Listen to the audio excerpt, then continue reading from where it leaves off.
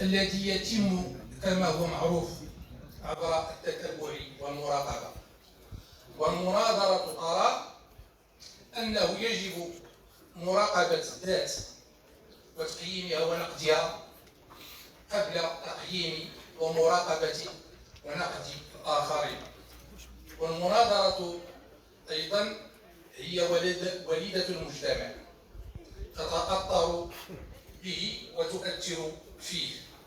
وما يقع في مجتمعنا حاليا هو ما جعل المناظرة تثير انتباه المجتمع حول سؤال الجدية والفعالية في السياسة العمومية للمغرب. إذا رجعنا إلى الكتب السماوية بما فيها التوراة والإنجيل والقرآن، نجد أن هناك عدة نصوص تشير ضمنيا إلى الجدية، منها النظر في الأمر والاجتهاد فيه، والصدق والتفاني والسرعة في إنجازه. وكان مجلس الأمن الدولي أول من وصف الجهود المغربية بالجدية والمصداقية في الحيثية الخامسة من القرار رقم 1754/2007 بتاريخ 30 أبريل 2007، ثم كرر هذا الوصف في باقي القرارات المماثلة. لماذا يصف مجلس الأمن الدولي المجهودات المغربية بالجدية والمصداقية؟ لأن مبادرة الحكم الذاتي كما يعلم الجميع صيغت بشراكة جميع الأطراف، شرك جلالة الملك، شرك سكان الأقاليم الجنوبية بدون استثناء، نساء ورجالا في هذه المبادرة. أشارك أيضا النقابات، أشارك أيضا الأحزاب السياسية. أكثر من ذلك عرض هذه المبادرة على جميع الدول بما فيها الجزائر.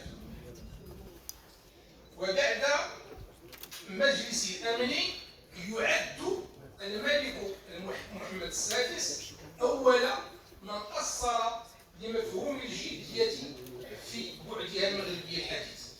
ففي خطاب العرش سنة 2023 تكرر مفهوم الجدية 14 مرة، بدءا بقوله: والمغاربة معروفون على الخصوص بالجدية والتفاني في العمل.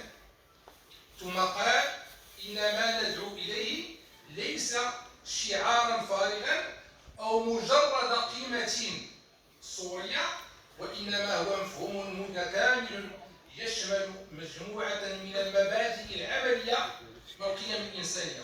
وهذا الكلام يذكرنا أيضا بما قاله جلالة الملك في خطاب 30 يوليو 2016، حيث قال: ومفهوم السلطة هو مذهب في الحكم.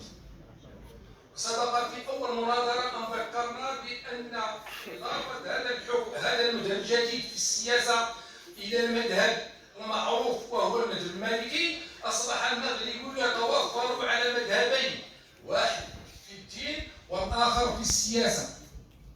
وعندما يقول الملك أن هذا المفهوم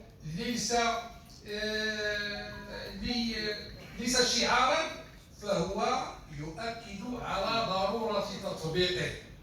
ونتذكر ما قاله الملك حسن الثاني رحمه الله في أول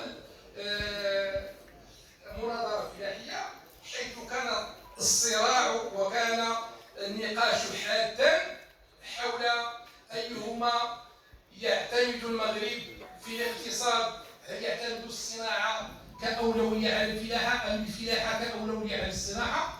فحسم الأمر بقوله عندما يفوه رئيس الدولة بكلمته وبخطابه: يجب أن يكون هذا الكلام كلاما مسموعا وأمرا جاريا به العمل.